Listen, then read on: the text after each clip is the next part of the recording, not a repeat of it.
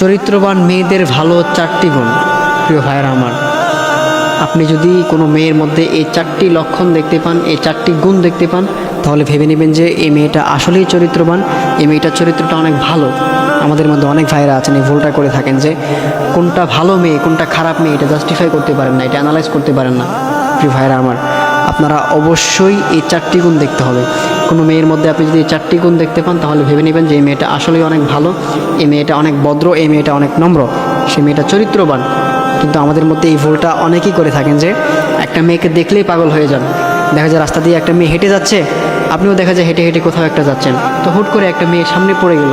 মেয়েটা দেখা যায় বোরকা পরে, হিজাব পরে, নিকাব পরে, হাত মোজা পা মোজা পরে একদম পরিপূর্ণ পর্দা করে সে যাচ্ছে। সে এরকম একটা মেয়ে দেখে সে পাগল হয়ে যায় যে হ্যাঁ মেয়েটা তো অনেক ভালো, এটা তো মনে হয় রাবিয়া বসরির বংশধর, এই মেয়ে তো আমি এখন রেখে গেলে আর পাবো না, এই মেয়ে তো আমি এখন যদি রেখে যাই এটা আর খুঁজে পাবো না, এটা আমি হারিয়ে ফেলবো, এই জন্য আমাকে এটা এখনই নিয়ে যেতে হবে। এরকমটা করে ফেলেন। প্রিয় ভাই, এটা করবেন না, আপনার লাইফটা কিন্তু একদম ধ্বংস হয়ে যাবে।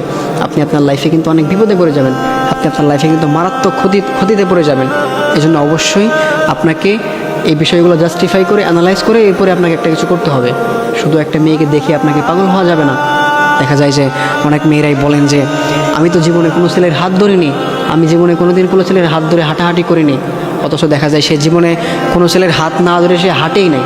যখনই সে বাসা থেকে বের হয়েছে তখনই সে ছেলেদের হাত ধরে সে হাঁটাহাঁটি করছে, অথচ সে বলে যে আমি কখনো কোনো ছেলের হাত ধরি নাই। আবার দেখা যায় অনেক সময় অনেক মেয়েরা বলে যে আমি আমার লাইফে কখনো রিলেশন করিনি, অথচ দেখা যায় তার 1000টা রিলেশন করা শেষ। এই জন্য অবশ্যই প্রিয় ভাইয়েরা আমার, আপনাকে এই 4টি গুণ দেখতে হবে। আপনি যদি কোনো মেয়ের মধ্যে এই 4টি গুণ দেখেন তাহলে ভেবে নেবেন যে এই মেয়েটা আসলেই অনেক ভালো, এই মেয়েটা চরিত্রবান। তার মধ্যে নাম্বার 1 যেটা, সেটা হচ্ছে যদি দেখেন যে সেই মেয়েটা নামাজ পড়ে, সেই মেয়েটা 5 ওয়াক্ত নামাজ আদায় করে, যদি আপনি এরকমটা দেখতে পান তাহলে ভেবে নেবেন যে এই মেয়েটা চরিত্রবান, এই মেয়েটা ভালো। কারণ আল্লাহ তাআলা কোরআনে বলে দিয়েছেন ইন্নাস সালাতা তানহা আনিল ফাহশাই ওয়াল মুনকার, নিশ্চয়ই নামাজ মানুষকে অশ্লীল কাজ থেকে বিরত রাখে। এজন্য অবশ্যই যে মেয়েটা নামাজ পড়ে ভেবে নেবেন যে সেই মেয়েটা আসলেই ভালো, সে চরিত্রবান। কারণ যে নামাজ পড়ে সে কখনো খারাপ কাজ করতে পারে না, যে নামাজ পড়ে সে কখনো অশ্লীল কাজ করতে পারে না, যে নামাজ পড়ে সে কখনো গুনার কাজে লিপ্ত হতে পারে না। যে নামাজ পড়ে, যে সত্যিকার অর্থে নামাজ পড়ে সে আসলেই ভালো, সে আসলেই ভালো, সে চরিত্রবান, সে কখনো খারাপ কাজ করতে পারে না। এই জন্য অবশ্যই যে নামাজ পড়ে ভেবে নেবেন যে সেই মেয়েটা আসলে অনেক ভালো। এই জন্য আপনাকে ফার্স্ট অফ অল দেখতে হবে যে মেয়েটা নামাজ পড়ে কিনা, সেই মেয়েটা আসলে পরিপূর্ণ সে নামাজ আদায় করে কিনা, সে কি 5 ওয়াক্ত নামাজকে সে ঠিকঠাক মতো পড়ে কিনা।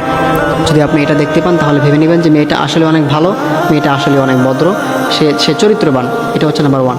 এরপর নাম্বার 2 যে বিষয়টা, সেটা হচ্ছে সেই মেয়েটা কি আসলেই পরিপূর্ণ পর্দা করে কিনা। অর্থাৎ হচ্ছে আপনি তো রাস্তায় তাকে দেখেছেন যে সে বোরকা পরে, সে হিজাব পরে, সে নিকাব পরে, সে সব কিছু মেনটেন করে, কিন্তু আপনাকে জাস্টিফাই করতে হবে যে সে আসলেই কি করে না এটা জাস্ট মানুষকে দেখানোর জন্য করে। কারণ এখন দেখা যায় আমাদের সমাজে অনেকেই আছেন মানে বোরকার নিচেও কিন্তু অনেক খারাপ কাজ হচ্ছে, অনেক আড়ালে অনেক গোপনে অনেক খারাপ কাজ হচ্ছে। শুনে অবশ্যই আপনাকে এটা জাস্টিফাই করতে হবে, দেখতে হবে। আপনাকে দেখতে হবে যে এই মেয়েটাকে আসলেই মানে পর্দা করে কিনা, সে যে গাইরে মাহরাম আছে সেগুলো সে মেনটেন করে কিনা, তাদের সামনে সে কি দেখা দেয় কিনা, এগুলো আপনাকে আগে জাস্টিফাই করতে হবে। সে যদি দেখা যায় কোনো পরপুরুষের সামনে আসে না, সে কোনো পরপুরুষের সামনে সে কথা বলে না, যদি এরকমটা আপনি দেখতে পান তাহলে ভাববেন যে হ্যাঁ সে আসলে অনেক ভালো। এটা হচ্ছে নাম্বার 2। এরপর নাম্বার 3 যে বিষয়টা, সেটা আপনাকে অবশ্যই দেখতে হবে, সেটা হচ্ছে মেয়েটা ধৈর্যশীল কিনা, মেয়েটার ধৈর্য কতটুকু আছে, সে কি আসলেই ধৈর্যশীল কিনা, না সে হুট করে মানে সে রেগে যায়, ধৈর্য একদমই নাই। এরকম যদি আপনি দেখেন তাহলে কিন্তু মানে এটা করা যাবে না। অবশ্যই দেখতে হবে সে ধৈর্যশীল কিনা, এটা দেখতে হবে। দেখে আপনাকে জাস্টিফাই করে অ্যানালাইজ করে তারপরে একটা কিছু করতে হবে। অবশ্যই আপনাকে এই বিষয়টা মাথায় রাখতে হবে সেই মেয়েটার ধৈর্যশীল কিনা। এটা হচ্ছে নাম্বার 3। এরপর নাম্বার 4 যেটা, সেটা হচ্ছে সেই মেয়েটার দায়িত্বশীল কিনা, মানে সেই মেয়েটাকে আসলে দায়িত্বশীল কিনা, না সে দায়িত্বকে অবহেলা করে। অর্থাৎ দেখা যায় তার বাসায় দেখা যায় একটা কাজ থাকলে সে সেটা কি মানে দায়িত্ব দিয়ে করে নাকি সেটা অবহেলা করে, এটা আপনাকে দেখতে হবে মেয়েটা দায়িত্বশীল কিনা। এই যে বিষয়গুলো আছে এগুলো আপনাকে জাস্টিফাই করে অ্যানালাইজ করে এরপর আপনাকে বিয়ে শাদী করতে হবে, এরপরে আপনাকে একটা কিছু করতে হবে। এই জন্য অবশ্যই আপনাকে আগে দেখতে হবে মেয়েটা চরিত্রবান কিনা। আপনি যদি কোনো মেয়ের মধ্যে এই 4টি গুণ দেখতে পান তাহলে ভাববেন যে এই মেয়েটা ভালো, এই মেয়েটা নম্র, এই মেয়েটা ভদ্র, তখনই আপনি দেখা যায় তাকে বিয়ে শাদী করতে পারবেন। আর তখনই বিয়ে শাদী করলে আপনি আপনার লাইফে অনেক ভালো থাকবেন, হ্যাপি থাকবেন। কিন্তু আপনি যদি এই গুণগুলো না দেখেন, আপনি জাস্ট তাকে দেখেই পাগল হয়ে যান যে সে আসলে অনেক ভালো, এতে মনে হয় রাবিয়া বসরির বংশধর, এই মেয়ে তো কখনো খারাপ হতে পারে না। যদি এরকমটা ভাবেন তাহলে কিন্তু আপনি আপনার লাইফে মারাত্মক বিপদে পড়ে যাবেন। আপনি আপনার বিবাহিত জীবনে আপনি অনেক কষ্টের মধ্যে পড়ে যাবেন। আপনার লাইফে দেখা যায় অনেক কষ্ট চলে আসবে, অনেক বিপদ চলে আসবে। আপনি আপনার লাইফে কখনো ভালো থাকতে পারবেন না। এই জন্য অবশ্যই এই 4টি গুণ দেখে বিয়ে শাদী করতে হবে। নাম্বার 1 যেটা বলছিলাম সেটা হচ্ছে মেয়েটা নামাজ পড়ে কিনা, এটা দেখতে হবে। নাম্বার 2 যেটা সেটা হচ্ছে সে কি আসলেই পরিপূর্ণ পর্দা করে কিনা। এরপর নাম্বার 3 যেটা সেটা হচ্ছে সেই মেয়েটা ধৈর্যশীল কিনা। এরপর নাম্বার 4 যেটা সেটা হচ্ছে সেই মেয়েটা সেই মেয়েটা দায়িত্বশীল কিনা, এটা দেখতে হবে। এই 4টি বিষয় দেখে আপনাকে বিয়ে শাদী করতে হবে। যদি আপনি এই 4টি গুণ দেখে আপনি যদি কোনো মেয়ের মধ্যে এই 4টি গুণ দেখতে পান তাহলে ভাববেন যে এই মেয়েটা ভালো চরিত্রবান, এরপরেই আপনি তাকে বিয়ে শাদী করতে পারবেন ইনশাল্লাহ। তাহলেই আপনারা আপনাদের লাইফে ভালো থাকবেন, হ্যাপি থাকবেন। আর না হয় কিন্তু আপনার লাইফে আপনি বিপদে পড়ে যাবেন।